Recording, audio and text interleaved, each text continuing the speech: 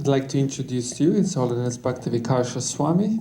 Some of you may, and some of you may not have had the opportunity to associate with His Holiness. Mainly association with the sadhu. The main form of association with the sadhu or holy person is by oral reception, in other words, by hearing. So some of you might have associated with Maharaj in that capacity. In case you have not... I came here about, 4 years ago? 6, 7 years. Some of you were present. In the park, Maharaj. In the park, yeah, with Paradip. I still have books. I new books to you. Yeah. Please go on. So Maharaj encountered as a young man, almost a boy, encountered Srila Prabhupada's International Society for Krishna Consciousness back in England. He joined the movement by moving into the ashram, living with other brahmacharis at the temple. And then shortly after that, he relocated to India, and he spent a lot of his time in India. As a matter of fact, he still spends most of his time in India, almost annually, as much as his health permits. So far, so good. He takes a trip around the world. He's also a prolific writer, and you will have a chance to look at some of those books perhaps after the lecture. And Guru Maharaj requested me to sing Jai Radha Madhava instead of him. I'm asking him to sing it. It's a let me see. It's a special yoga technique called voice maintenance technique, and that means I'm losing my voice. So if he sings, I'm less likely to lose my voice. These are meant for sitting on, I think. Can you get one of those? That's if you're not expert in sitting in Padmasana or Siddhasana, then this helps to keep the back straight. Yes. The Sukhasana, which the normal sitting asana, is not so good for the back. It's very high, isn't it? Over. Anyway, let me try this. Other one. Too soft. Too soft. Soft is very bad for the back. So please. Jaya Radha Madhava Kunja Bihari. Jaya Radha Madhava Kunja Gopi Janna Vallabha Giri Varadhari. Gopi Janna Vallabha Giri Varadhari. Shodhanandana Braja Jana Ranjana.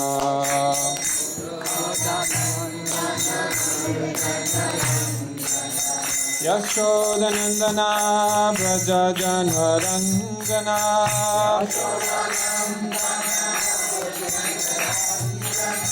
Yamuna Tira Vanachari.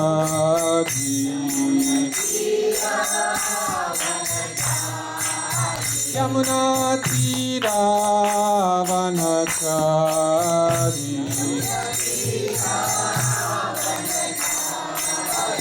Jaya Radha Madhava Kunja Bihari.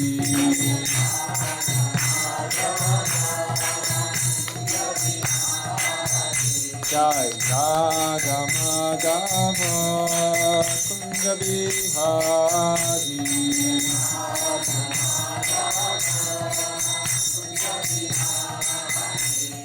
Gopi Janna Vallabha Giri Varadhari.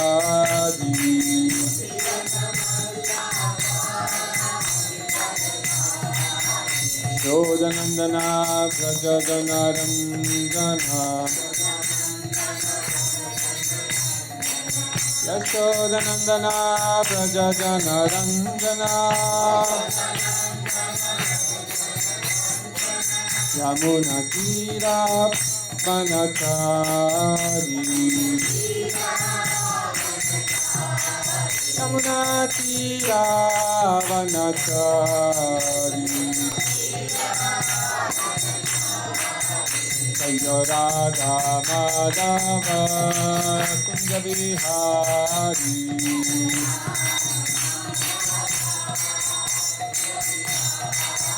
Jaya Radha Madhava Kunja Vihari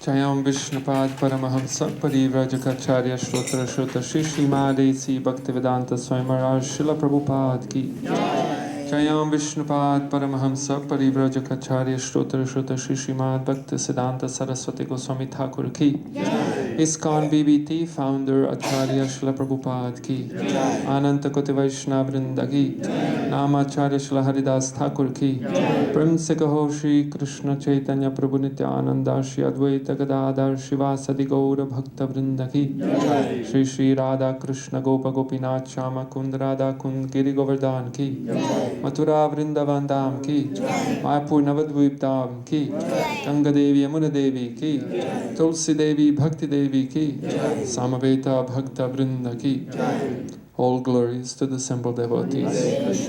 All glories to the assembled devotees. All glories to the assembled devotees.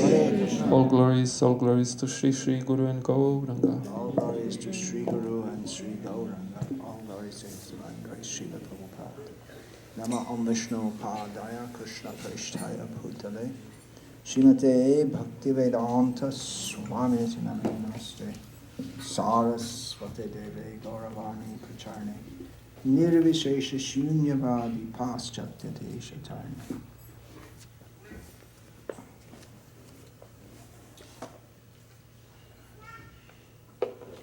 Just Kedarnath Prabhu, I'm just reminding you, I still didn't get that. I didn't see that file of the lecture. You gave me the drive, but I didn't see it in there. Okay. I'm just making a note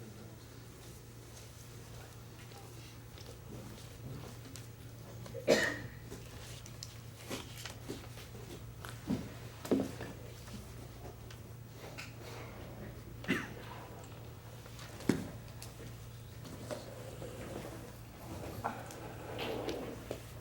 Om Namo Bhagavate Vasudevaya. Om Namo Bhagavate Vasudevaya. Om Namo Bhagavate Vasudevaya. Om Namo Bhagavate Vasudevaya. Om Namo Bhagavate Vasudevaya. Om Jnana Timirandhasya Jnananjana Shalakaya Chakshurun Militam Yena Tasmai Shri Gurave Namaha Nama Shreshtham Manamapi Shachiputramatra Swarupam Rupam Tasyagrajamurupurim Matharim Goshtavatim Radha Kundam Girivaramaho Radhika Madhavasham Prapto Yasya Pratita Kripaya Shri Gurum Tam Natosmi Vandeham Shri Guru Shiyataf Padakamalam Shri Gurun Vaishnavanscha Shri Rupam Sagrajatam Sahagana Raghunatan Vitam Tam Sajivam Sadvaitam Savadhutam Parijana Sahitam Krishna Chaitanya Devam Shri Radha Krishna Padan Sahagana Lalita Shiva Shakhan Vitamscha Hare Krishna, Krishna Krishna, Hare Hare, Hare Rama, Rama Rama, Hare Hare. This is the Fusion Yoga Studio, is it not, that we're sitting in? Yeah. Yoga Studio. This term yoga has completely entered the English language. when Srila Prabhupada was preaching Krishna consciousness in America, starting from 1965, yoga at that time was just beginning to become popular. Nowadays it's a household word, and there are estimated over 20 million Americans practicing yoga. But it's not really yoga. As Srila Prabhupada made the point in several lectures, in the 6th chapter of Bhagavad Gita, there is a description of the meditative yoga system. Srila Prabhupada gave lectures on that, and those lectures were later transcribed and made into a book called The Perfection of Yoga. Because the last verse of that chapter describes what is the perfection of yoga, or who is the perfectional or best yogi. Who knows that verse? Anyone? Anyone learn that verse? Yogi nama pi sarvesham mad. You know the verse, but you don't know where it comes. Madgatena antaratmana shadhavan bhajate yomam same yuktatamomataha. Of all, Krishna says, of all the,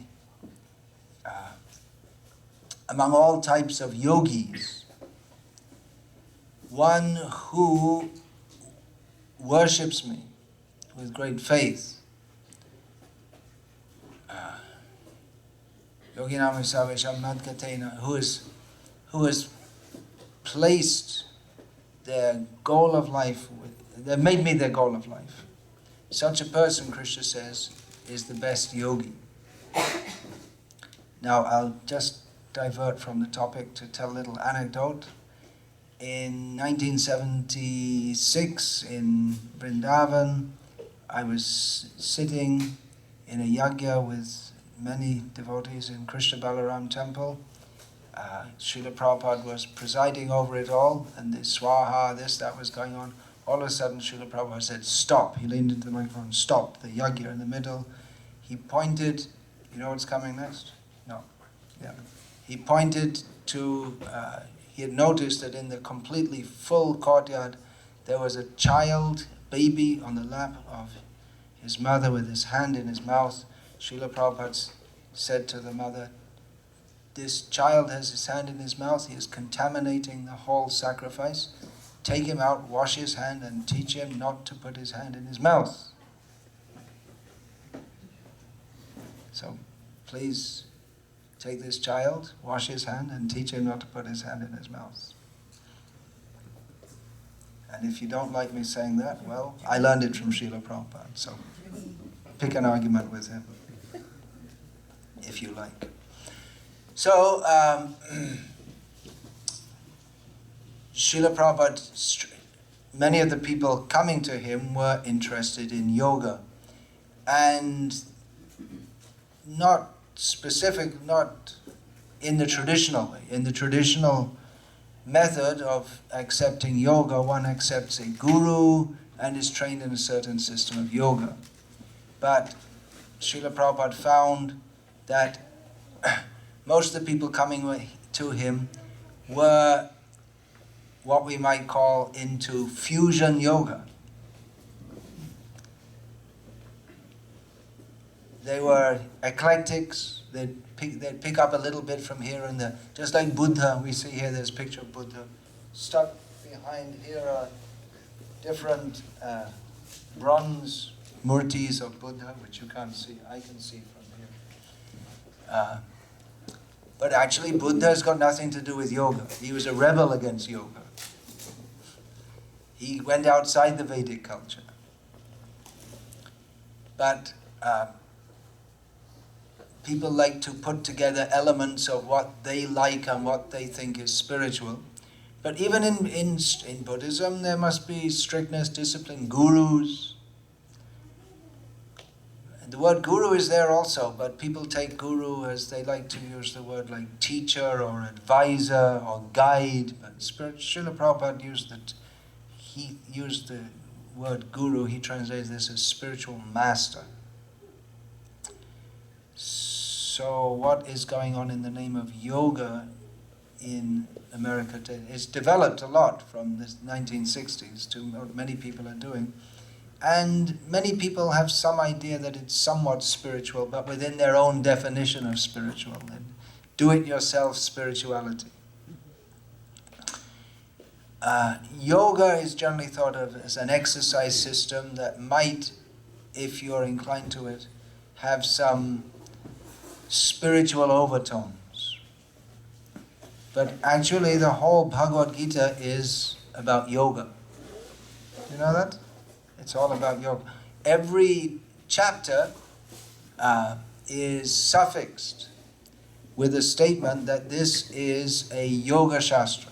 Just like the first chapter of Bhagavad Gita, we have Iti Srimad Bhagavad Gita Upanishadsu Brahma Vidyayang Yoga Shastre Shri Krishna Arjuna Samvade Arjuna Vishada Yoga Nama Pratamodhyaya. So that's all the chapters end with a similar ending.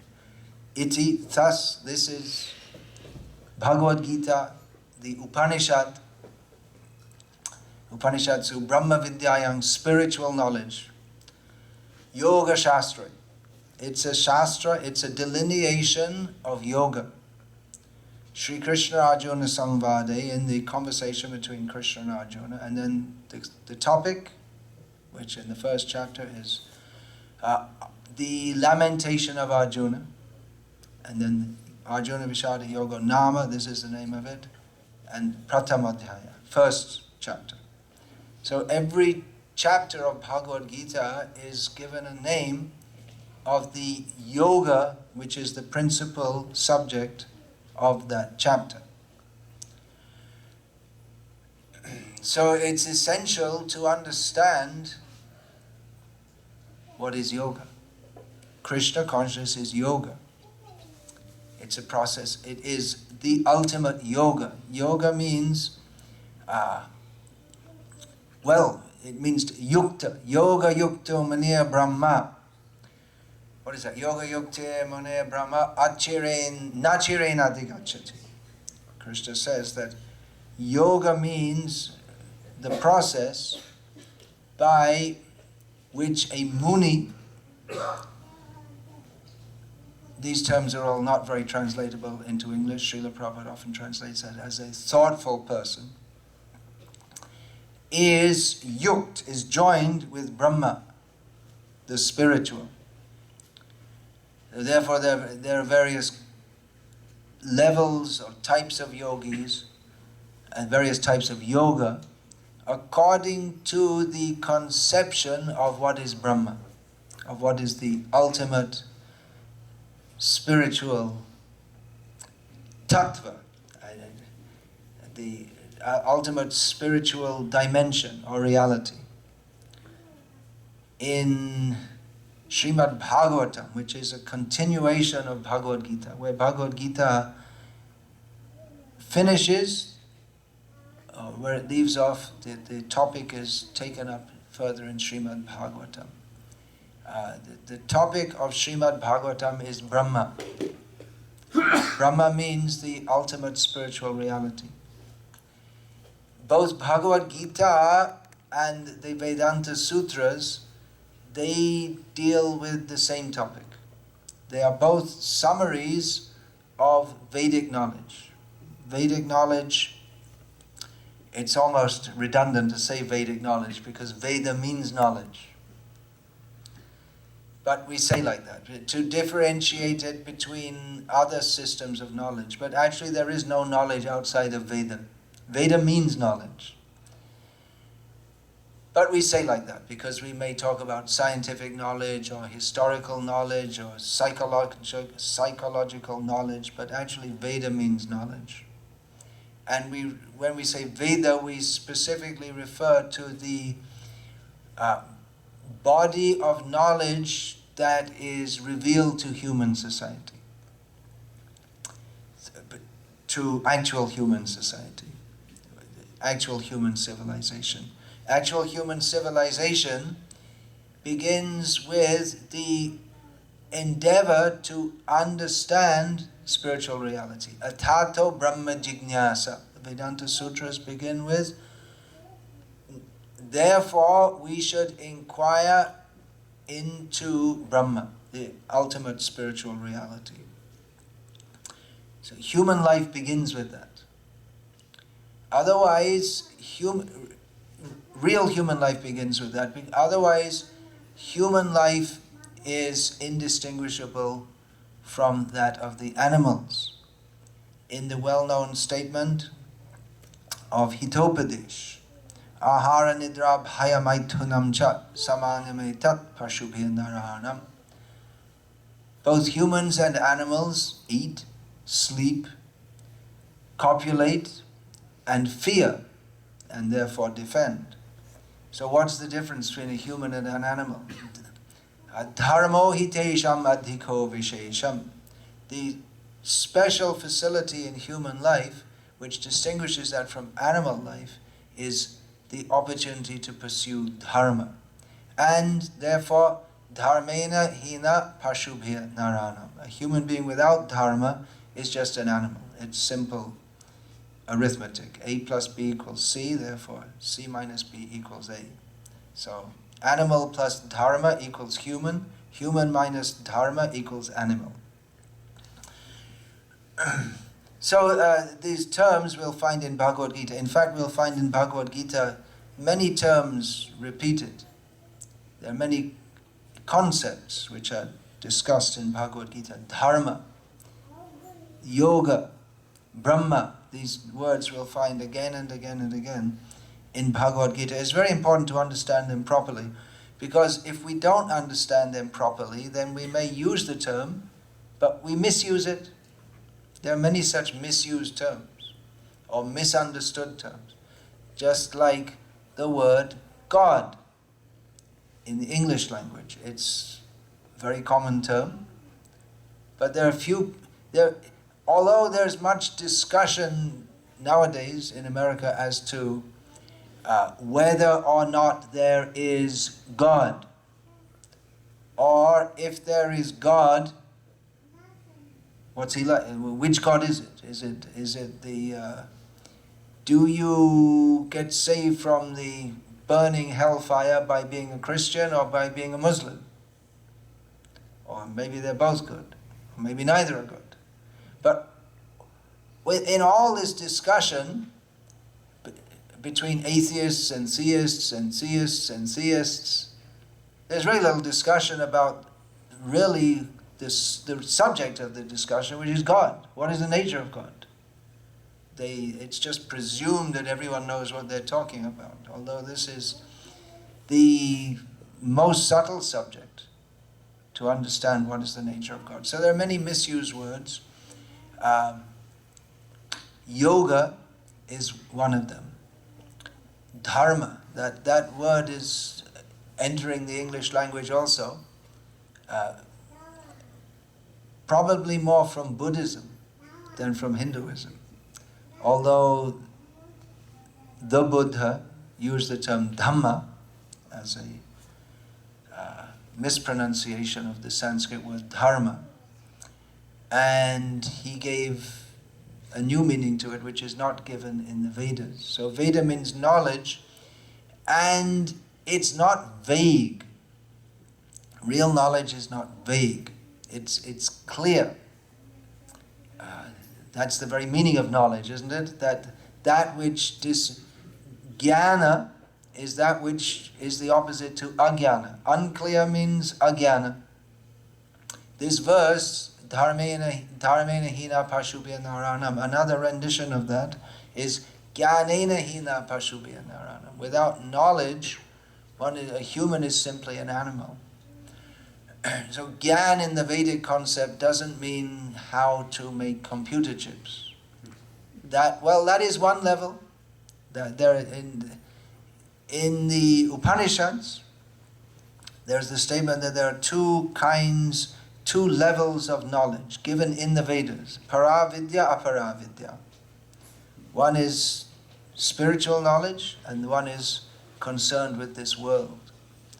So knowledge of, specifically it's stated that within the Vedic knowledge there is knowledge of medicine, grammar Jyotish, which means both astronomy and astrology, although nowadays it's usually used to mean just astrology, but actually the base of that is astronomy. Knowledge of how to pronounce mantras, these Vedangas as they're called, that all, and even the Vedas, the Rig, Sama, Yajur, Atharva, that all falls within aparavidya, or knowledge of this world, but the highest knowledge that is given in Vedanta. Vedanta and Bhagavad Gita, from a different angle, both the Bhagavad Gita and the Vedanta Sutras, they summarize and give the purport of the Vedic knowledge. The Srimad Bhagavatam is an exposition of the Vedanta Sutras, an explanation, giving an explanation of the Vedanta Sutras. The Vedanta Sutras begin by stating that this is an exposition on Brahma, the ultimate reality. So what is the nature of that Brahma? That is described in Srimad Bhagavatam near the beginning. Vadanti tat tat vividas tattvam yaj jnanam advayam brahmeti paramatmeti bhagavaniti shabhyate. The ultimate spiritual reality is one, but it is perceived in three ways, three principal ways. That is called Brahma. Brahma means simply that which is great. So that is generally perceived of in an impersonal manner. And Paramatma means the supreme person who is all-pervading, who is present in every atom, with every jiva in this world. And Bhagavan. Bhagavan means the supreme personality of Godhead, the ultimate truth. So yoga is, there are different paths of yoga or different approaches in yoga. According to the conception of the yogi may perceive Brahma as being impersonal, all-pervading light. So mostly yoga, as it's understood, if anyone's interested in not simply exercising their body, but in spiritual yoga, they mostly gravitate toward this impersonal conception. But beyond that, as Krishna states in Bhagavad Gita, the best and highest yoga is the yoga of devotion to Krishna, Bhakti yoga.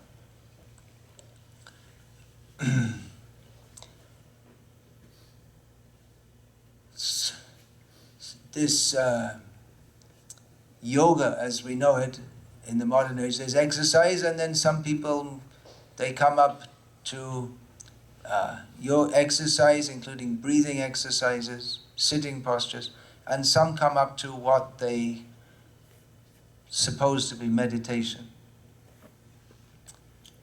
But the kind of, as Srila Prabhupada pointed out, and you'll find in that book, the Perfection of Yoga, and another book is there also, in a series of lectures on yoga, that's called The Perfection of Yoga.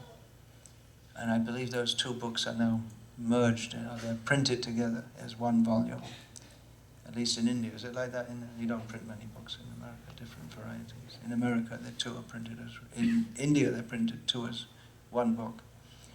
So Srila Prabhupada pointed out that the kind of meditation that people do in the modern age, it's simply farcical. Because they do meditation often with the idea of relaxation. This was promoted, it was big in America. It was something new in America and was promoted very much. When Srila Prabhupada was there was a yogi, or self-proclaimed yogi, Yogi Maharshi, what was his name? Maharshi, something like that. Mahesh Yogi, Maharshi, Mahesh, something like that. Maharishi, they pronounced it as it. So he promoted that. He didn't specifically promote yoga. He promoted what he called transcendental meditation. And as Srila Prabhupada pointed out, simply cheating, taking money from people, $35 at the time, and now it's, I was told, it's $2,000. Of course, the value of money has changed. But the value of his meditation hasn't changed, it's still zero. So, it's just cheating. Srila Prabhupada, he didn't promote it, he said it's not a religion, it's a relaxation technique. He said that. And although people took it to be something spiritual, and he certainly was a stereotypical yogi that you might expect. A long beard, a smile, and holding a flower. Perfect. Got the act down. And always talking in a very mild voice, just a perfect yogi that everyone can relate to if they want to be cheated by such a person. And there are modern versions also. And he's dead, and there are now more. I mean, it's been going on for generations in India, and now it's going on in the West also. So Srila Prabhupada pointed out, what is this yoga? You do, for 20 minutes you sit in the morning and you do some so-called meditation, and then you go out into your life and do all your things, and there's no teaching that you have to become free from sense gratification. But as Srila Prabhupada would often say, yoga indriya samyamya. Yoga means to subdue the senses, but there's not even any discussion of such a thing. And rather, people nowadays take yoga to mean a technique or a series of techniques by which one can enhance one's body and consciousness so that one can better get on with the business of sense gratification. Often, or mostly people who do yoga, they're not gross meat eaters, but their goal of life is certainly sense gratification. And no one will tell them that they have to control their sexual appetite, because that's when getting the body fit, that's the main thing to get the body fit for. Although real yogis, they have to practice yogi, when I'm talking about the meditational yogis, for them the sex life is zero. But who will tell this to our American yogis? Buddha also, he was a renunciant. He didn't promote that you meditate and then you have sex. He didn't promote such a thing, such a nonsense thing. So the whole concept of yoga has been hijacked and dovetailed into people's pseudo-spiritual sense gratification. But yoga has absolutely nothing to do with this. In Bhagavad Gita also, though it's Yoga Shastra, we don't find any discussion of different exercises and this and that. There is, in the 6th chapter, there is discussion of pranayama, asana, and dhyana, meditation. Not only in the 6th chapter is dhyana mentioned. But yoga is a series of processes which are meant for raising the consciousness, which doesn't mean just becoming a vegetarian, but raising the consciousness means yoga yukta muniya brahma, that one should link the consciousness with the spiritual. At the moment, our consciousness, we are in it's linked with the body and with this world. We think that I am this body, dehatma buddhi, which is the same as an animal thinks. He thinks that the body is himself. But the body is temporary.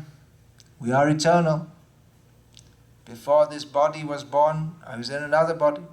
After this body inevitably ceases to function as a coherent unit, then I shall either enter another body or I shall attain to my original spiritual form in the spiritual world.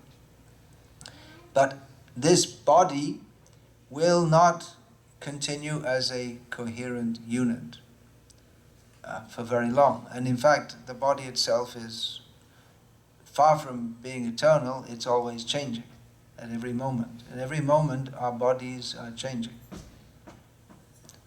With every breath we breathe in and with every breath we breathe out, and even if we hold our breath, there you got yoga, the pranayama, breathing in, breathing out, and holding it. But the body is changing all the time. At the molecular level, at least. So yoga begins with this knowledge. The beginning of yoga, I mentioned yoga, dharma, these are very much interrelated concepts. One cannot practice yoga without following dharma. Dharma is the substratum of all processes of yoga. Dharma is again a non-translatable word, and it takes on different meanings in different contexts. In yoga, the first two stages in the Ashtanga yoga system, which the very poor copy of which is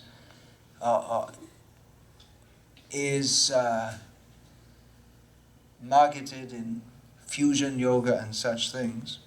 Yama and yama means that which should be done, rules which should be followed, positive injunctions and negative injunctions, to regulate our life in what we could call a pious manner. So all followers of dharma, whether they're karma yogis, jnana yogis, dhyana yogis, bhakti yogis, they must all follow basic principles of dharma. And although within their different systems, and even within their different sampradayas, according to their different gurus, there may be some differences, there are common features for all followers of dharma, many common features. For instance, rising early in the morning, bathing regularly, eating certain foods and not eating other kinds of foods, and eating on a regulated basis, worshipping God, or at least gods, and offering one's food before doing so. And there are many rules for instance, I noted rules and conventions. I noted when I arrived here that the men and women were sitting on different sides of the room, which I pointed out this morning in the Bay Area Mountain View that wasn't being done, and that's not according to Dharma. So when you commented on this, that's the Vedic way, and I counter-commented that it's not just the Vedic way. In any civilization, that is standard. It's when I was going to church at the age of, since I can remember, 5 years old, the men were on one side and the women on the other side. There's a reason for that. It's basic dharmic principles, and many of which we find in all dharmic or religious, for want of a better term, traditions, with the understanding that unlimited or unrestricted mixing between the sexes is a cause of adharma or fall down. But we'll find in modern yoga studios, they'll have men and women together doing yoga, women in their leotards and their bodily features quite visible and prominent. And in the modern age, people think that if men and women mix together, that's very advanced, but actually it's very degraded, because that causes the opposite effect to the first effect that is desired in yoga. Yoga indriya samyamya. The beginning of yoga is that the senses will be controlled. And when man and woman come together, the senses will be uncontrolled. So here you can see how dharma is the substratum of yoga. Unless certain basic principles are followed, then there's no question of yoga. And yoga is not only about controlling the senses, not at all. It's a requisite for even beginning to practice yoga. So it's a sick joke, practically, that there's all this so-called yoga going on, in which there's no talk of sense control, no concept of it, and those who consider themselves yogis would not be interested in it at all. And even the so-called yoga, you have to get a certificate nowadays, I believe, to teach yoga. You have to be a certified yoga teacher, but there's no teach. Even the teachers themselves have no idea that yoga is meant for sense control. So all that talk of spiritual life, it's just cheating and nonsense, because spiritual life cannot even begin to develop unless there is the substratum of sadharan dharma, which means the basic rules of human civilization. There's no question of going to a higher platform if one is on the animal platform. Animal platform means dharmena hina ahara nidra bhayam. If one is just eating, sleeping, mating and defending and doesn't follow any rules that are meant for at least preliminary control of the senses and regulation of one's life, then one is living like an animal. They may say, well, we have big freeways and we have advanced technology such as drones, whereby we can sit in one country and kill people in another without even having to go there. We have advanced technology, so how can you say we're animals? But it's the same propensity. One animal kills another. Actually, animals, they generally don't kill other animals unless they need food. Sometimes they may kill just for fun. Also, I've seen that once. In Gujarat, I was staying in a farmhouse for writing. I was walking in the morning, chanting japa, and from one side of I saw in a field a rabbit running, with dogs running behind it, chasing it. On the way back, I saw the dead rabbit. The dogs had killed it, presumably, and just left it. So that was fun for them. But generally, animals don't kill others without a purpose. If they need to eat it, they'll do that. Or if there may be some territorial dispute or dispute over a cow. 2 bulls or 2 elephants, they may fight over a female. Even then, they don't generally kill each other. Anyway, I'm digressing. So, there's no question of yoga without dharma. Sadharan dharma. Dharma is a very big term. But in this sense, it's called sadharan dharma. The word sadharan means normal. In this sense, it means normative, that which should be done. General, these are meanings. So general dharma that everyone has to follow. Krishna gives some idea of that in Bhagavad Gita. Yukta hara viharascha yukta cheshtasya karmasya yukta swapnavabodhasya yogo bhavati dukkha. That anyone following any system of yoga, they have to be regulated in their eating. That means not eating too much, not eating too little, eating at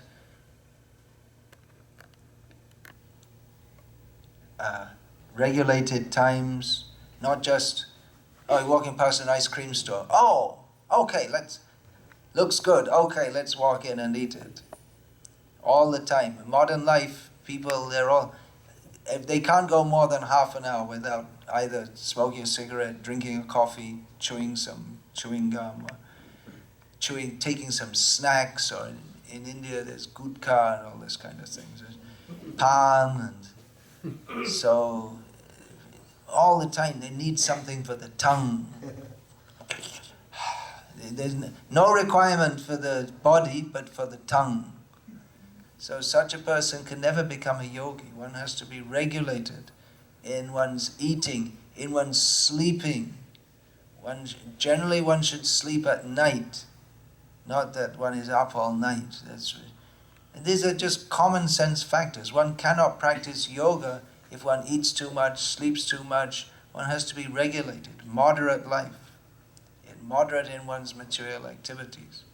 The Buddha promoted this, the middle path, but that's not the ultimate. That's just the background. He promoted he and his followers promoted that as the ultimate is to be in the middle, or not to be extreme in anything. But that's just the basis. That's not in itself yoga. That's just the very basis of it. So there are many, many, many distortions, and people may say, well, how can you say distortion? We're doing yoga. Everyone knows what yoga means. Now, they may say that, well, you can say this yoga, but yoga has come to mean this. In linguistic theory, there are theories that a language, there are two schools of linguistic theory in this particular regard, which I'm going to say now. One says that, well, there are rules of the language, and if you don't follow them, then you're not speaking the language properly. And others say that, well, no, language is what people understand by it. So, if by the rule of English grammar, you should say they want and not they wants. Then if anyone says they wants, then it's incorrect English. But according to another school of linguistic theory, well, if a whole bunch of people say they want, then that's the language, because that's what they say. The language is what they speak. But Sanskrit is a different kind of language. So you may say that, well, yoga, you can say if you like, yoga means this and yoga means that, but people are practicing yoga, so what they understand to be yoga is yoga. But Sanskrit isn't a language like that. It's not evolved with this idea that there was a big bang, and then there was a big soup, and then there was a big fermentation, and then a few molecules formed, and they came together, and then there was some aquatic life. Then they jumped on the shore, which was just forming at that time, and then some of them stood up, and then here we are today. And human culture has developed, and different languages have developed, but our understanding is completely different. And actually, it's not our understanding. We accept it as fact. That Sanskrit, otherwise known as Devanagari, it's the language which is spoken in the cities of the demigods. It's an eternal language, and words have... Actually, Sanskrit is completely different from any other language in as much as words don't have meanings in the same way that words in other languages have. Just like, for instance, in English you have the word tree, right? And you say tree, and that sound represents, when I say tree, then everyone knows what I mean by a tree. It covers a whole group of plants. But in Sanskrit there are several words for tree, and they all describe various characteristics. It's descriptive. The word tree it's a sound. It could be any other sound. But for instance, the word padapa, or Angripa means which drinks through its leg. That's a description of a tree. So every word has a meaning which is specifically connected with that entity which it describes. It's not just arbitrary. So you can't just change the meaning of the word yoga to mean whatever you can do that in English. If you take it into English, you can say in English yoga means what they do at the Fusion Yoga Studio. But the original word comes from the yuj dhatu, that by joining. So yoga means to link. And it's not only used in spiritual context, it's used, for instance, in arithmetic. 2 plus 2. That's called yoga. Addition. And it can be used in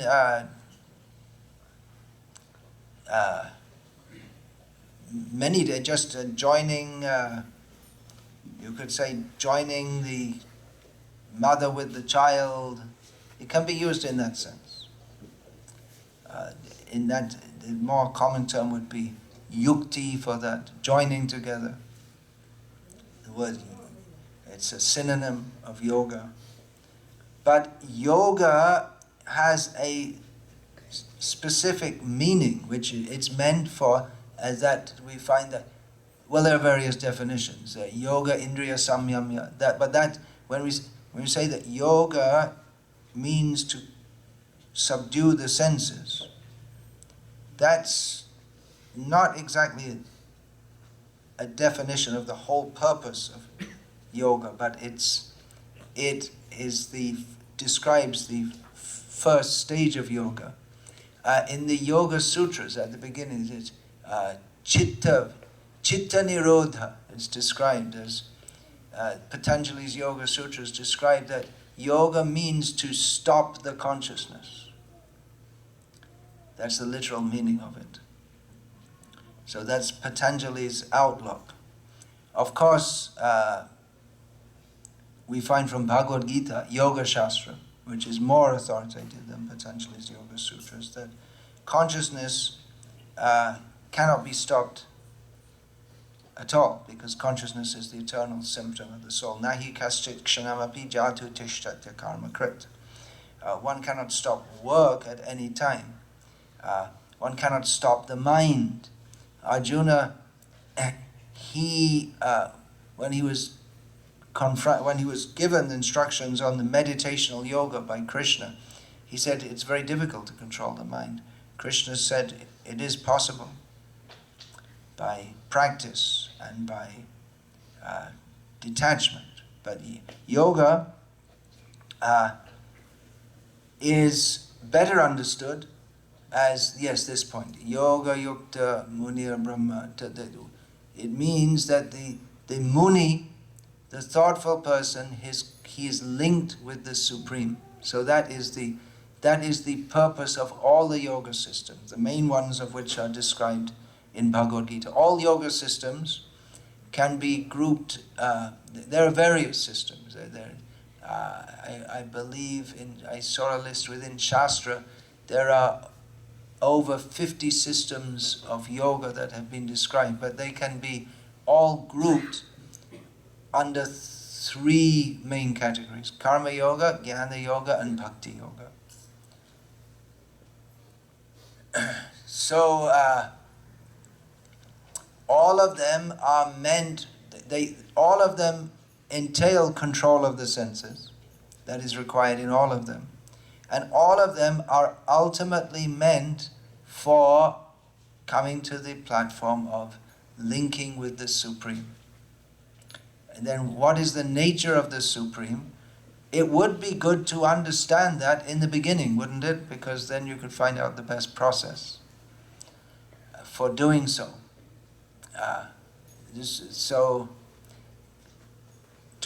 We understand from Bhagavad Gita and from the Vedanta Sutras that the Supreme is Krishna. So the highest yoga, or the best, or the most complete, let's say, the most complete process of yoga is that which best links us with Krishna. That is bhakti. That is directly meant for that. Whereas karma yoga and jnana yoga, they are allowances for persons' misconceptions. They allow people to make advancement toward the Supreme while maintaining misconceptions, which are supposed to become gradually purified. Whereas bhakti yoga is the best yoga because from the very beginning it's based on proper knowledge. Therefore, Krishna, when he speaks about different kinds of people that come to him, he speaks that the arto, jignasu, artharti, jnani, 4 kinds of people approach Krishna. They're not all bhakti yogis. Some people approach Krishna because they're distressed. Krishna, save me from trouble. Some people, another kind of distress is to be in need of money. Krishna, give me money. Someone is curious, they're interested. And someone is jnani, that means he already knows that Krishna is supreme, and on that basis he wants to surrender to Krishna. Bahunam janmanam ante jnanavan mang prapadyate. So Krishna says that the best of those who approach me is the jnani, one who knows, one who accepts who I am and who they are and what is the relationship between us. The relationship is that of Krishna is the master and the yogi is the servant. So bhakti yoga means to link with Krishna in the relationship, the natural, blissful relationship of service to Krishna. But those who are karma yogis and jnana yogis, they don't want to accept this, or they don't want to accept it fully. And therefore their yoga is not complete. And we're talking about serious practitioners of karma yoga and jnana yoga. What to speak of people who come in and they do some fusion yoga, which is just some complete concoction, mixing someone's concocted ideas about Buddhism with concocted ideas about yoga and a few other, whatever other concocted ideas they find here and there or dream up. It's a really farcical misrepresentation of yoga. I was just a little over a week ago, I spent some time in Rishikesh, which is being advertised nowadays as the world yoga capital, and they have the International Yoga Conference there each year. And I was staying at a place arranged by the those who organize there the Gita Bhavan, which is organized from Gita Press, Gorakhpur. Those of you from North India especially will know this very well. Maybe some of you from South India also. I didn't directly stay in the Gita Bhavan because they have a rule there that no foreigners. Because most of the foreigners who go there are going for yoga, which most of the people going there for yoga, for them yoga means some exercise, some meditation, and then you join the Rishikesh sadhus. There are many of them sitting outside who they smoke ganja. And the Westerners coming there, many of them, they go, well, it's just a habit, just like animals, to have sex here, there, and everywhere. So they don't allow foreigners there. And although they're very happy with me in the sense that they invited me to speak at one of their assemblies, but they kept the rule and they arranged for me to stay somewhere else. Anyway, they're promoting yoga there. This exercise kind of yoga with some spiritual overtones. But the people at the Gita Bhavan, who are associated with the Gita Bhavan, Gita Press, they're not, even though they're right next to the big, there are several yoga ashrams. Rishikesh is mostly just one ashram after another and guest houses for yatris and for pilgrims. But they're unhappy with this. They say they're promoting yoga. This is not yoga. Yoga is described in Bhagavad Gita. Gita Press is famous for 2 books. They have many books, but for Bhagavad Gita and Ramcharitmanas. So this is not yoga. Yoga is what is described in Bhagavad Gita. And Yogeshvara is Krishna. That's very clear from Bhagavad Gita. Yatra Yogeshvara Krishna, Yatra Parata Dhanadhara Tatra Shriya Vijaya Bhuti. What is the last line? Tatra Shriya Vijaya Bhuti Dhruva Dhruva Nitir Matir Mama. Krishna is Yogeshvara. Wherever there is Yogeshvara, and Arjuna holding his bow, not the Arjuna who was Arjuna Vishada, not the lamenting yoga. Na yotsya iti govinda. I'm not going to fight. He threw down his Gandiva had fallen down. So when Arjuna is linked in yoga with Krishna by following Krishna's order, in Arjuna's case, to pick up his bow and use it, that he was doing yoga, linking the arrows with the enemy's bodies. That was his practice of yoga. So when Krishna is there with his pure devotee who's fully surrendered to Krishna in yoga, then there must Krishna, who is the Yogeshvara, the master of yoga, then there must be all opulence, morality, tatra shri, and victory. So this should be understood. This, what is actual yoga? The whole concept of it has been hijacked. It's some kind of cheating to present this as yoga. We say, well, people are becoming vegetarians. Okay, well, generally it's better to be a vegetarian than to be a meat eater. Generally. Not in all respects, because they're not for Kali Yuga, but in other ages there are Vedic sacrifices in which animals are killed and the meat is distributed as yagya shishta. So it's better to take that than to take a vegetarian diet of food which is not offered in yagya. But in Kali Yuga it's not applicable. So we may say, well, it's better. And anyway, in Kali Yuga, no one's going to perform any sacrifices. Those who do, it's another farce. These so-called yagyas which go on. So, we may say, well, it's somewhat better. Okay, it's marginally better, you can say. But the monkey's also vegetarian. The monkey also has so many girlfriends. So someone becomes a yogi and they get a body as healthy as a monkey so they can jump around from one girlfriend to another, then what actually is the benefit? Unless there is dharma in one's life, then it's simply sinful life. There's dharma and adharma. The discussion of dharma has to come before the discussion of yoga.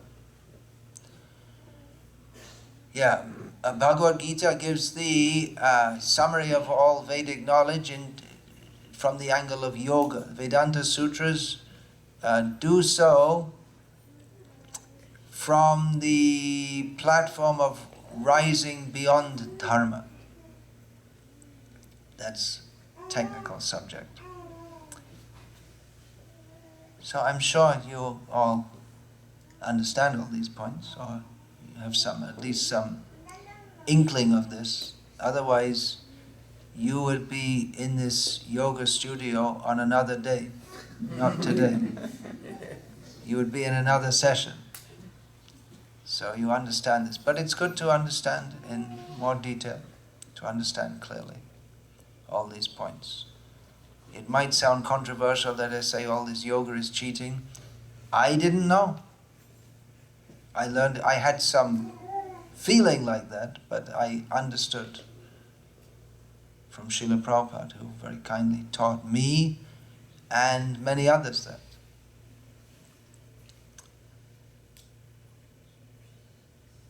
Yoga is not a question of fusion, just bringing together everything, all the nonsense in our heads and putting it all together in the recipe that we ourselves like. Yoga means to understand what is reality, who we are, what is our duty in relation to the Supreme, who is Krishna, and to act in relationship to Krishna, in service to Krishna, and then become linked with Krishna through love. Love is another word. Although it's such an important word, it's the essence of everything, I'm reluctant to use it because it's such a misused word, such a badly misused word. It is the ultimate, Krishna Prem. But unless we understand that Krishna Prem is solidly on the basis of service to Krishna, selfless service to Krishna, not just selfless service. We may talk about selfless service as being love, but selfless service is for Krishna, specifically for Krishna. If we leave Krishna out of the equation, it's another form of cheating. If we talk about selfless service, but we don't make it clear that selfless service must be in the service of Krishna, then we are promoting another bogus thing. Just like people think, for instance, that welfare workers who feed the poor and open hospitals are selfless, but they cannot be selfless unless they are serving intentionally, directly serving Krishna. If we have the idea that we're benefiting people by amputating their limbs, for instance, or filling their bellies, without linking them with Krishna, then we ourselves are in illusion. And how can we help others if we're in illusion? How can we? Yoga is on the platform of knowledge. So all these things have to be understood very clearly. Otherwise, we can't properly practice yoga, any system of yoga, unless we're very clearly guided, and particularly in Bhakti yoga. And we have to clearly understand that we are not the body, we're eternal spirit soul, we're eternal servants of Krishna. We are meant for serving Krishna. Our present position of ayoga, of being delinked from Krishna, is not our natural position. So we have to relink with Krishna. And that is the solution to all our problems. Anartho pasamang sakshad bhakti yoga madhokshaje lokasya janato vidvans chakre satvata samhitam. In Srimad Bhagavatam it's stated that all the anarthas, all the unwanted things, all our problems can be resolved by the direct process of Bhakti Yoga. That is not done by Karma Yoga or Jnana Yoga or Fusion Yoga or whatever. Definitely not by Fusion Yoga. That in itself is an anartha. So all of the problems, we may solve some problem. We may have a bad back problem and we solve it by doing some exercises.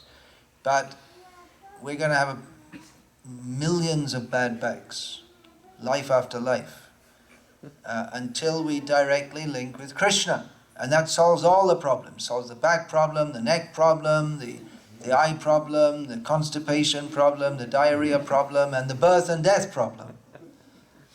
And the wife problem, and the girlfriend problem, and the economic problem, and there's no end of the problems. They're all solved by the direct process of linking with Krishna. People don't know this, therefore Vyasadeva, the author of all the, not the author, but the presenter of all the Vedas, which gives full knowledge of yoga and dharma and ultimately bhakti, he presented the Srimad Bhagavatam so that we can understand all these points clearly. Srimad Bhagavatam begins with Kaitava Dharma Projita Atra. Here in this Srimad Bhagavatam, cheating in the name of dharma is kicked out. Projita means completely rejected. And Vedyam Vastavam Atra Vastu. Herein is described the actual subject matter of the Vedas. So please study Srimad Bhagavatam. Understand all these points. Otherwise you're going to be cheated. People want to be cheated. They prefer it. If we tell people that you come here, chant Hare Krishna, become purified, surrender to Krishna, they won't like it. If we tell, well, some you liking it, I hope. But if we tell people that you come here and we'll give you a secret mantra for $2,000, maybe others have some special deals, and we'll teach you to meditate and levitate and you can become God in 6 months. Then people, oh, very nice. We'll teach you yoga by which you can get personality development, personality skills, how to have a centered personality and how to deal with stress, how to get ahead in the world. Nothing to do with self-realization. Nothing to do with Krishna. People say, oh, very good, very nice. That yoga means that, again, that means yoga with the material world. We should call it samsara yoga. We're already linked, we're already completely linked into the material world, and this kind of so-called yoga just links you in more. We should be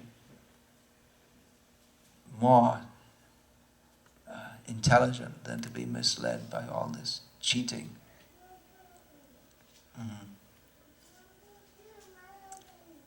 Hare Krishna. Any question about this? Question about serving Krishna, you said. In Bhagavatam it says, Mahat Sevam Dvara Mahur Vimuktas. Mahat Seva Dvara Mahur Vimuktes. They say that by serving the great, it is the door to full liberation. Yeah. So, I mean, you were saying only to Krishna, right? Only to Krishna, yeah. So, why it is recommended? Is that there's no contradiction in that because someone becomes great by serving Krishna. Serving the great, who's the great? Who is a great devotee of Krishna. So there's no contradiction there. Also, they could be Mayavadis about it. Yes, that's pointed out. Mahantas te sama, what is that? Mahantas te samachita prashanta. So the commentators point out that there can be Mayavadis also, can refer to them. So yeah, that Brahmeti Paramatmeti Bhagavan. Mayavadis, not exactly Mayavadis, but they're Adhyatmic Vadis. They're serious yogis. You can get, by serving and associating with actual yogis, and there is such a thing as liberation, impersonal liberation. It can be attained. It's not the highest liberation, but it is a state that can be attained to.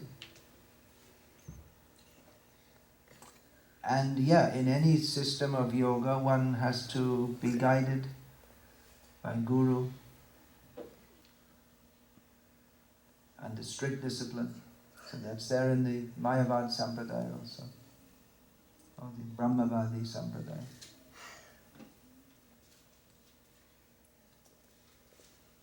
So the liberation Prabhupada is talking about in Bhagavatam is about impersonal liberation?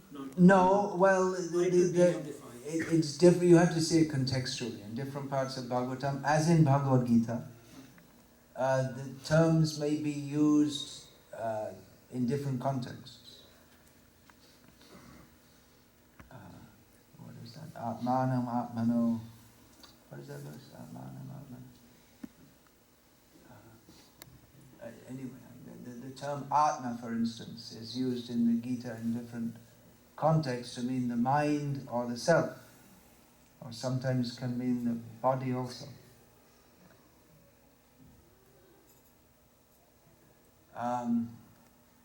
So in some places in Bhagavatam, mukti can also refer to impersonal liberation.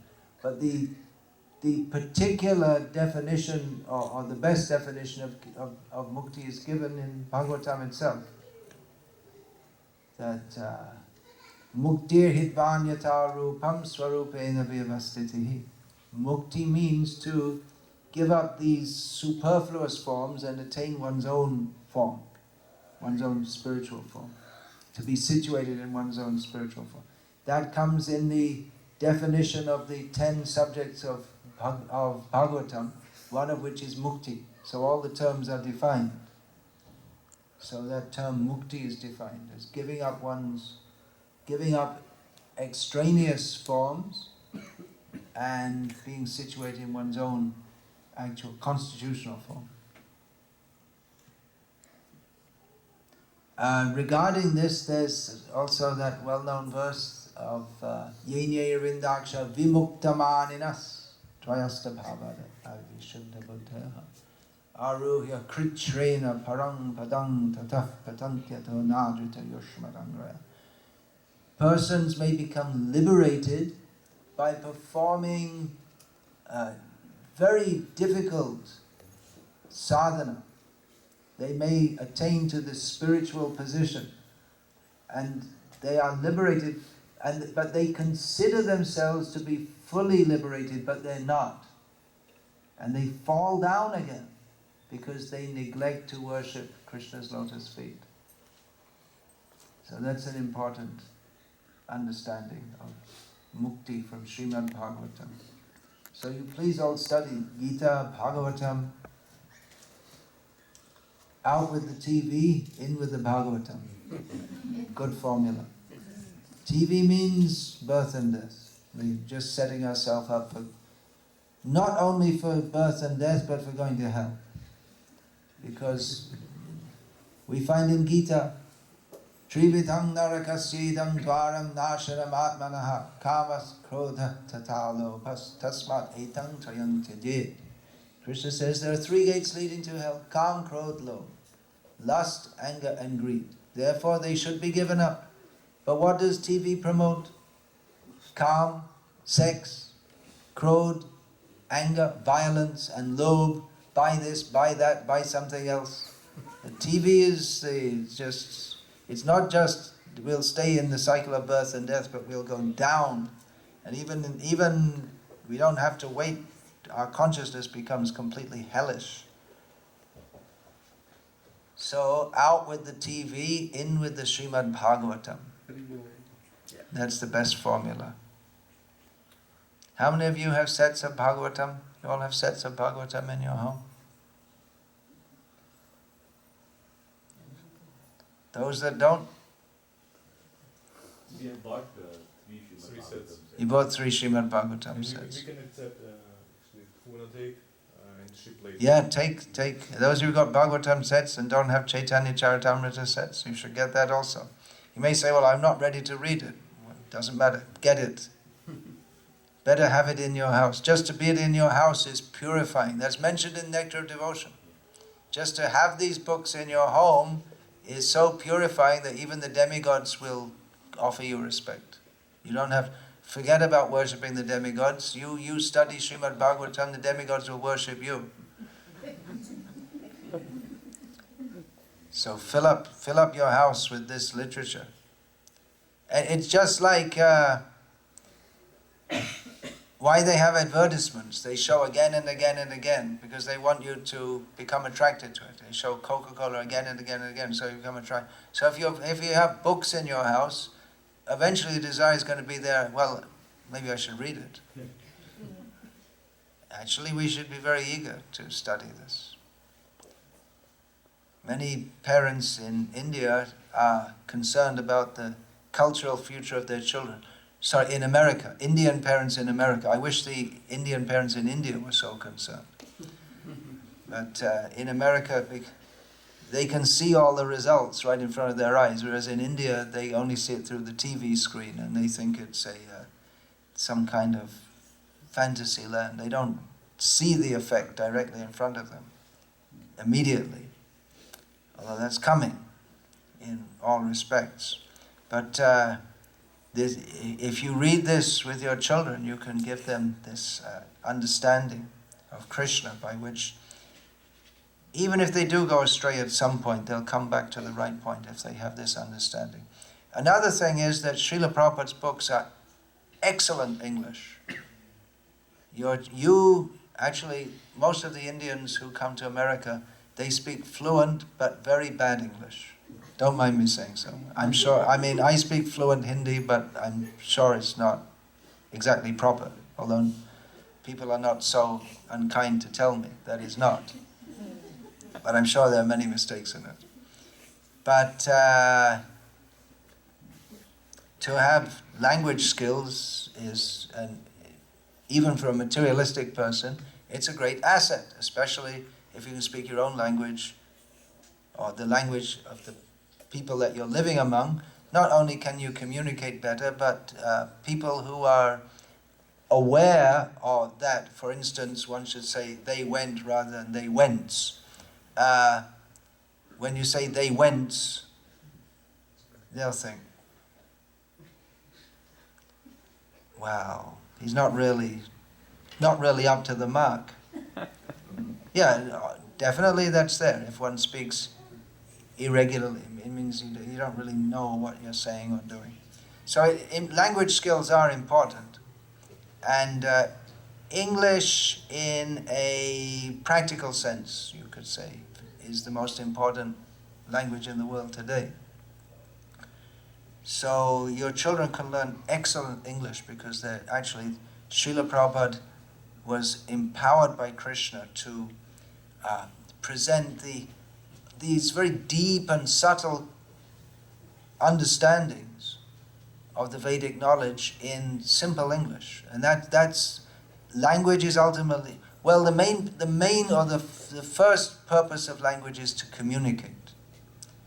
And there may be other purposes also, just like to entertain. For instance, poetry, to entertain, maybe that's not the right word, but it can be intellectually pleasing and emotionally pleasing also, but the first and foremost function of language is to communicate.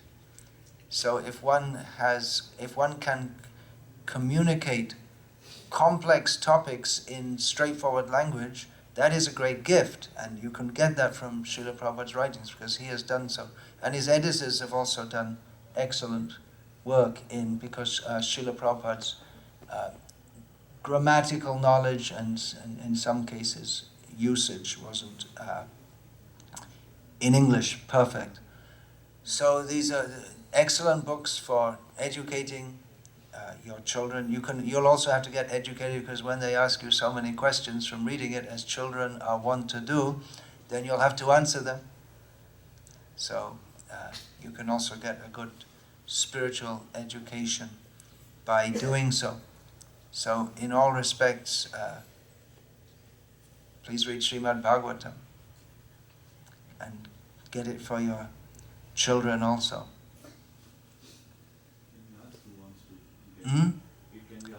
Yeah. Who doesn't have it? Then we won't ask them. We'll just... Who can refuse? Who doesn't have it? Now, I didn't see every hand going up when we asked who has it. That means there's what's going on here. Okay, you can find them. Find them, zoom in on them, and what's it called? Find, target, and destroy. Destroy their material attachments by giving them Srimad Bhagavatam. I was just talking about the editing. I saw this edition of Bhagavad Gita as it is here. I just want to read one verse with the translation and the purport. Verse Bhagavad Gita, chapter 10, text 29. Anantas chasmi naganam varuno yadasamaham pitrinam aryama chasmi yama sangyamatamaham. Note there the line Pitrinam Aryama Chasmi. Pitri means the forefathers, right? Okay, translation. Of the celestial Naga snakes, I, Krishna says, am Ananta. Of the aquatic deities, I am Varuna. Of departed ancestors, Pitris, I am Aryama, and among the dispensers of law, I am Yama, Lord of Death. Purport. Among the many celestial Naga serpents, Ananta is the greatest, as is Varuna among the aquatics. They both represent Krishna. There is also a planet of trees presided over by Aryama, who represents Krishna.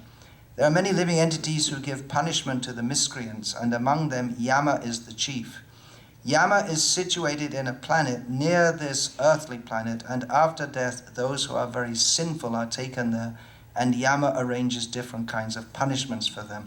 There's a serious problem in this purport. Did anyone pick up on it? I'd said about the Pitris. Actually, Krishna says, Pitrinam Aryama Chasmi. In the purport, there is also a planet of trees presided over by Aryama. So clearly this should be Pitris. Srila Prabhupada dictated it. The transcriber had never heard of Pitris because this was in the early days of the movement, and they heard it and they put trees. It sounds funny, doesn't it? It's not so funny when more than 40 years later it's still being published, which is a clear mistake, which Srila Prabhupada clearly didn't say that. Clearly this should be, there is a planet of the Pitris. But due to a transcriber's error, it came out as trees. Now, there are some devotees who say that we should publish the books exactly as they were published when Srila Prabhupada was here. And they say that to edit the books is a great sin and a great crime, and therefore this book is being published. But you can see that there's a serious problem, isn't there? Yeah. And Srila Prabhupada didn't say that. It's quite clear that he didn't say that. And we may say, well, we should just leave it like that because it was there when Prabhupada was here. But, all right, what if someone is a little thoughtful, or if they're a scholar of Bhagavad Gita, and they say, what's this? There's a planet of the trees presided over by Aryama, should be a planet of the Pitris. And we'll say, well, it's been there for 40 years. And they say, why? Why don't you just correct it and put what your guru actually said and what he wanted to communicate, not what someone who made a mistake put. So this is a prime example of a mistake not made by Srila Prabhupada, which should be corrected, which is why although if there are things which are not proper within our movement, I'm not afraid to say that it should be corrected. But the argument that this book, without certain corrections, should be distributed, and that to make those corrections is a sin against Srila Prabhupada. I don't follow that at all. I think it's round the other way. I think it's extremely irresponsible, after all these years, to distribute Bhagavad Gita with, in the name of Srila Prabhupada, saying there is a planet of the trees, which is just, there may be a planet of the trees, but it's not what's referred to here in Bhagavad Gita, and it's actually just nonsense. So, I'm just saying that, as I see here you have this edition. There may be some problems with the edited edition, but on principle, some changes are needed. I thought I should point that out to all of you, as you have this edition. I'm not saying those who are promoting this edition that they are demons or sinful or any such thing, but I disagree with them that absolutely no changes should be made. There are many more changes, actually, with wrong verse references, verses left out of the original, the Sanskrit misquoted, and purports in the wrong place. The original editor, he had a long beard, because in those days, in the early days of the movement, Srila Prabhupada wasn't very strict about that devotees should shave. So in one section where Srila Prabhupada writes in one purport that for cleanliness one should shave regularly, the editor shaved that part out of the purport. So that remained like that forever, because Hayagriva Prabhu was attached to his beard. So he didn't like what Prabhupada said. He left it out. Should it remain left out forever?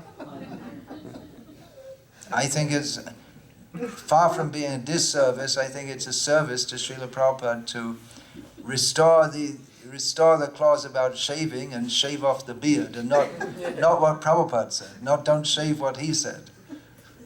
Yeah, you want to say? You're going to say? Sometimes devotees are having this edition is blessed by Prabhupada. This edition is blessed by Prabhupada. Well, that's true, but when Srila Prabhupada came across something in this edition, he said that it should be changed. In the verse, Krishi Goraksha Vanijam, Vaishya Kamas Svabhavajam, the Goraksha was printed as cattle raising. And when that was read out to Srila Prabhupada, he said, this is a very bad editing mistake. It should be cow protection. It has a completely different connotation. Cow protection is a sacred part of Vedic culture. Cattle raising gives the connotation of beef farming. So Srila Prabhupada pointed out, this is a serious mistake. And of course you can't say anything with certainty, but it's in the same vein we can conclude that if Srila Prabhupada it was brought to his attention that the planet of the trees has been put, when it clearly should have been the planet of the pit trees, he would say to change it. It's clear that Srila Prabhupada didn't go through it word by word. Otherwise, the cattle raising would have never got in there in the first place.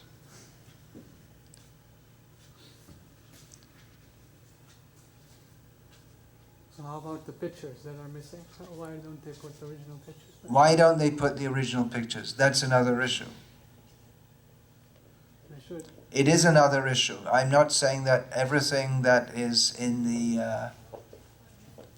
I'm not saying that all the changes that have been made should be made, but I'm just pointing out that at least you don't get absurdities, as the planet of the trees presided over by Aryama, which does not represent what Srila Prabhupada said, doesn't represent what Krishna says, and it's got no connection with the truth, which is what Bhagavad Gita is supposed to... That's why we're distributing these books, to communicate that. It's a technical point, but it doesn't change the philosophy. The philosophy in this book is perfect.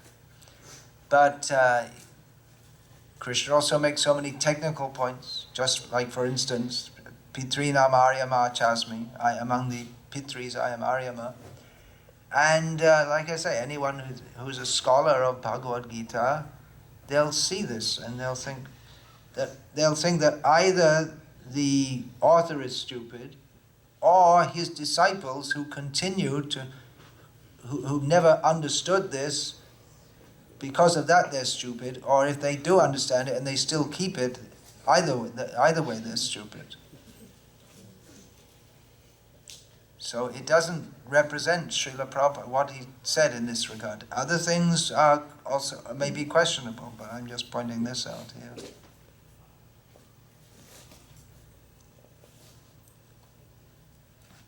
And for that matter, those who are printing this, they also present it differently. For instance, they make a small format Bhagavad Gita, which Srila Prabhupada didn't, he never said to do that. He wanted it this size. So I don't think anyone's fully innocent of the charge of making unauthorized changes. Exactly.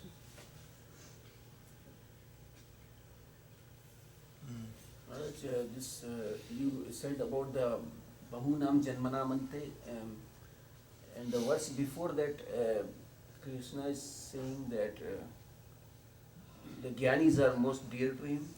Yeah, just before that. Yeah, and then he says, Udara, what is that? Udara sarvamaevaite gyani twatmaiva me matam.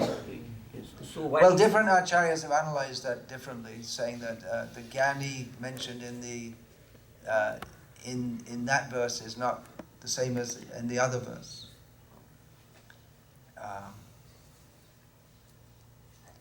But it can also be that such a gyani, he approaches Krishna, but he's also very rare to come to that understanding.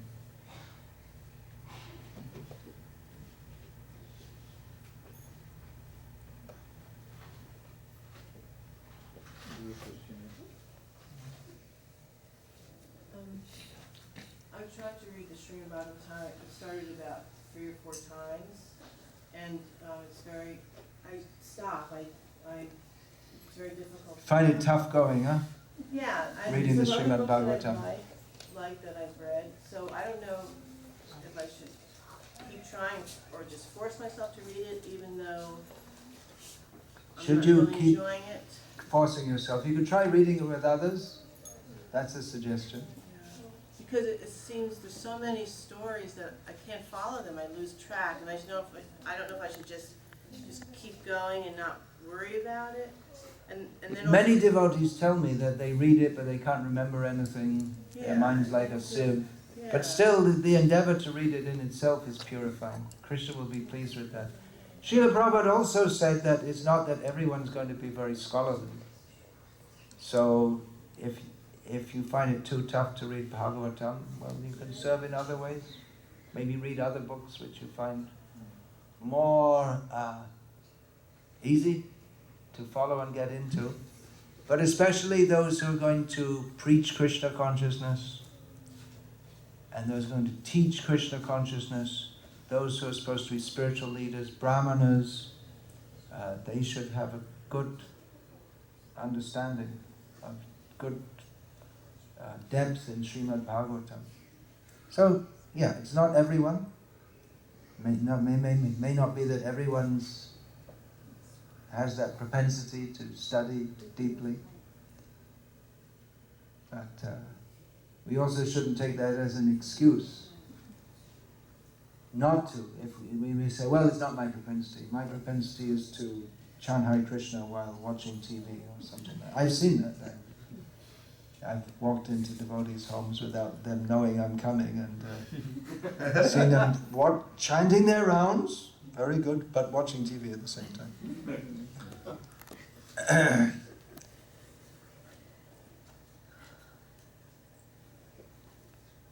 So, those who are going to, especially those who are going to be brahmanas, Srila Prabhupada wanted to create a class of brahmanas. Nowadays we think that, well, someone's initiated and after 6 months or 1 year, then put a string on them. But that wasn't Srila Prabhupada's exactly what he wanted. They should actually be spiritual leaders by practice and precept, by their Hare Krishna, by their pure activity, their pure behavior, and their instructions, which are based on fully derived from Shastra. Practice, that also includes vritti. They should not be employed. Brahmana cannot be employed. So, class of brahmanas means they're independent from the normal course of activities. They're not bound to anyone. They're not a paid servant. Therefore, they can maintain their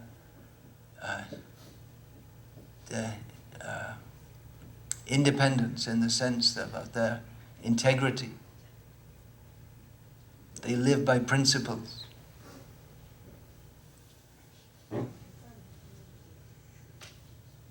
Is there a specific difference from a Brahmana and a Vaishnava? Meaning that we have devotees. Difference between Brahmana and Vaishnava? Yes. Vaishnava is a full Brahmana. And in a sense, they're In a sense, yeah. In a sense, a Vaishnava can be awarded Brahmanical initiation because a Vaishnava is more than, even if he's working in a job, which is from the Varnashram standpoint, and the standpoint of Srimad Bhagavatam is called Shvavriti, or the profession of a dog. But the purpose for which Srila Prabhupada introduced this Brahminical initiation is not directly a Vaishnava purpose. You don't have to. A Vaishnava is more than a Brahmana, so it's not required to have a Brahminical initiation. A Brahminical initiation is to establish a Brahminical class who can lead Varnashram. But then that means that they have to act as a Brahmana. Otherwise, what's the meaning? There's no need. If you say a Vaishnava is above a Brahmana, so you can give Brahmin initiation, but to a Vaishnava. But why should you give it to a Vaishnava if he's more than a Brahmana? If on that understanding, there's no need to give it to him. The only reason to give it to him is so that he can act as a Brahmana and be recognized as a Brahmana as distinguished from non-Brahmanas. So if he doesn't act as a Brahmana, then why give him that status? It's a mundane designation, which is meant for helping to establish Varnashram, which is meant to help to establish Krishna consciousness in the world.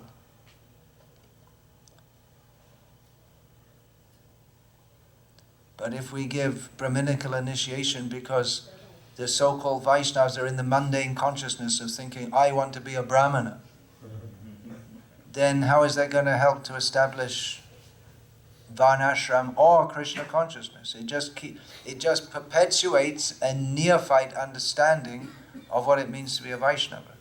If they think I'm more of a Vaishnava because now I'm a Brahmana, then they don't understand what it means to be a Brahmana, which means they're not a Brahmana. It's just a show, that's all. Just for show, to show, yeah, I'm a Brahmana, I'm more than you. That's mundane. True Vaishnava accepts the status of a Brahmana as part of his service. If he's not in a position to execute the duty of a Brahmana, then why should he take that designation? It's not helpful to him or to anyone else. Hare Krishna. Shall we finish there and move on to the favorite part of the program for everyone? So, well, I was going to say prasad, but everyone likes that. I'd just like to introduce some of the books. Oh, okay, fine.